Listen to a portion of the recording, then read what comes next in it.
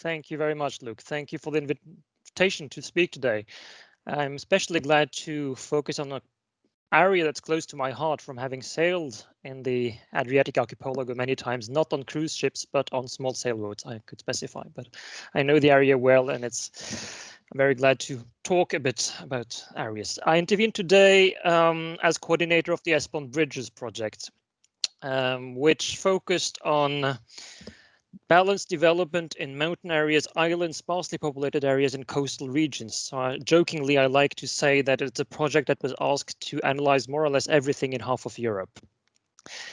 But we did touch about cruise tourism, but that was definitely not the focus of the project. I still think that we have quite a few things to say, because preparing for this workshops, I realized cruise tourism really is a typical example of the type of issues we come across these territories with geographic specificities in Europe. And therefore, I will try to give a bit of a macro perspective on how this can be addressed politically and the issues and possibilities of raising these issues at the EU political level. Why is it a typical issue? Well, first, because, as you know, there is the domination of a few major corporations, and this generates asymmetric relations between with individual, local, and regional authorities. Second, cruise activities tend to reveal the specific environmental and social vulnerabilities of coastal and insular communities. And the issue arises of whether the revenue generated actually makes up for the negative externalities that are generated. More generally, there is a need to bring the actors around the table to set the regulatory frameworks and the working methods that would make it possible to build a more sustainable and beneficial cruise industry that would really benefit the hosting ports and their hinterlands.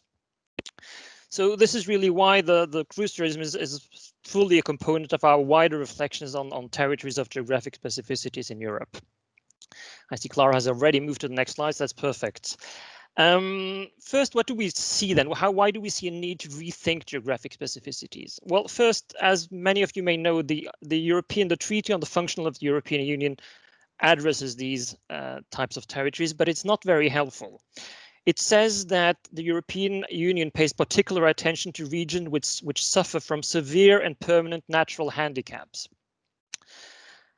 And really, these territories, whether islands or mountain, they are not, or coast, they are not handicapped. Handicaps brings the debate into compensation. That's not the issue here. The question is that you have specific sets of opportunities and challenges. It's quite different. You need to set up the framework, but you have definitely not in general. You cannot in general say that they are handicapped. And it's now also well established that this article of the European treaties is not a constraining article of the treaty. It's an incitative regulation. So you cannot use it to hit on the head of the European Commission and say, we want policies, we need some measures for this. No, it's more of a basis to say, okay, we should try to find solutions, we try to think about this, but we are definitely not going to constrain the European Union into supporting areas with specific issues. And it is interesting that the areas that are precisely not mentioned in the treaty, so those are coastal areas, have a quite prominent position in the regulatory proposals for the next programming period of European structural and investment funds. Actually, the priority objective 5 says that the European Union in the next 7 to 8 years should then work to bring Europe closer to citizens by promoting sustainable and integrated development of urban, rural, and coastal areas. So they are really brought to the forefront from the next programming period. So I said geographic specificities are really about sets of opportunities and challenges. So what we are talking about is how European structural and investment funds can help to overcome bottlenecks, reveal opportunities, and address structural imbalances. At the same time, geographic specificities are regions characterized by specific vulnerabilities. So they need to be incorporated in the development strategies. And we observe that the working methods for how this would be done are still quite tentative. for example, if you work on a specific European Regional Development Fund or European Social Fund program, they don't have much incentives to work on these specific issues because their indicator system, so what they are being judged on quantitatively at the end of the day, doesn't reflect, it won't give them any extra points to work on these areas, which may be a bit marginal when you consider the whole region for a ERDF program.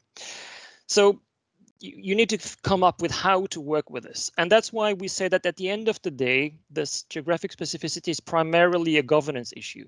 You need to set up the way authorities, actors work together to actually make it possible within the existing frameworks to work on these specific types of opportunities and challenges.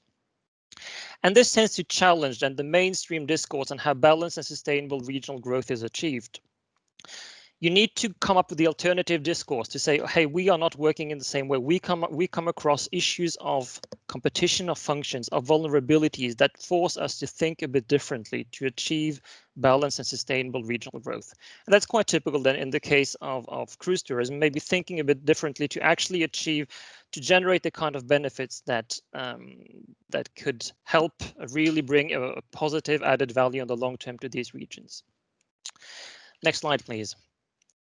When we look more closely on how to approach coastal areas and how to exactly conceptualize the coast, we see that we have a number of different delineation, and it makes no sense to really say this is the coastal region. We have a number of different notions, from the coastal strips, so really the band of dry land adjacent to the seas, the coastal zone, which is then the land influenced by maritime climate, flora, fauna, the functional coastal region, which is the whole area, coastal hinterland, which is socioeconomically and functionally related to areas along the coast, and the coastal region, which are then the administrative units with the coastline.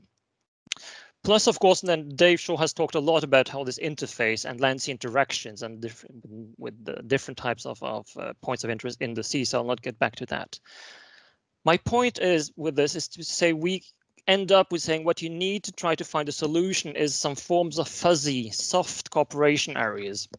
Because you bring together areas, you are considering a whole different types of delineation depending on what you're talking about. So you cannot circumscribe the area where it is relevant to talk about cruise tourism in any definite way. You need to work with variable geometries, delineations, depending on the sector, also in time. And this type of soft territorial cooperation is something we worked on in another ESPON project, which is called ESPON ACT area, and working on methodologies for how do you set up working soft cooperation areas. I will not go into detail on this, it would be a whole other presentation, but what we generally observe is that soft cooperation functions well when it is set up to address a specific issue or an opportunity. So the idea is first to come up with what concretely do you want to work with, and then you set up the team around that is appropriate to solve the specific issue. So it's not about saying, oh, we're going to set up some soft cooperation around cruise tourism. Then you end up with something very vague and which can be difficult to get into something operational and which produces results. Rather, work on the specific challenge, specific issues that are identified. And if you're successful in solving these specific issues, most of the time the partners will find it purposeful to mobilize the same network for other types of issues. So you will engage in what we call a positive spiral of soft cooperation around these issues progressively, and maybe building then on this initial fuzzy geography that can evolve depending on who you feel the need to involve and who and what kind of issues you'd like to address. Next slide, please.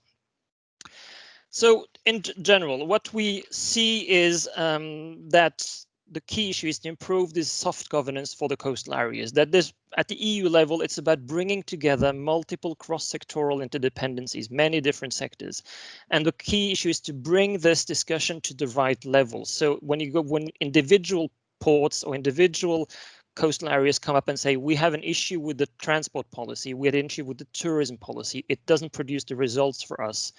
This doesn't function well because of these asymmetric relations. When you manage to bring them together at a higher level, for example, the EU level, suddenly you can have a much more meaningful dialogue.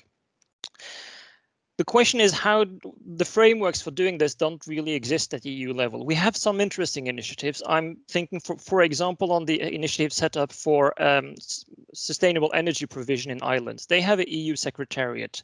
They work a bit on the EU level on how to design the appropriate measures, how to get the dialogue going, how to mobilize the EU funds in the appropriate ways for this. And this is done at the EU level.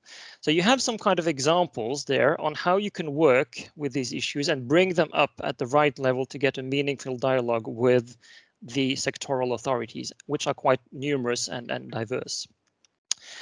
And of course, there is a room for sharing good practices, and this can be used much more. Say some areas have achieved a lot with working with these, with whether it's cruise tourism or energy or other specific coastal issues, and you can share them in a better way to try to get these transfers of practice between areas. This is not straightforward because every local community, every region is unique, and actually making this transfer function requires a lot of resources to getting the dialogue going. There again, facilitators at the EU level could help much more to bring the practices between programs and make it mainstream across programs to work on these issues, and to show that it's feasible, and to give the method for how the programs could actually be rewarded to getting the positive feedback and having worked on this. So thinking out of the box of the mainstream indicators and mainstream frameworks for the assessment of well-performing EU regional policy.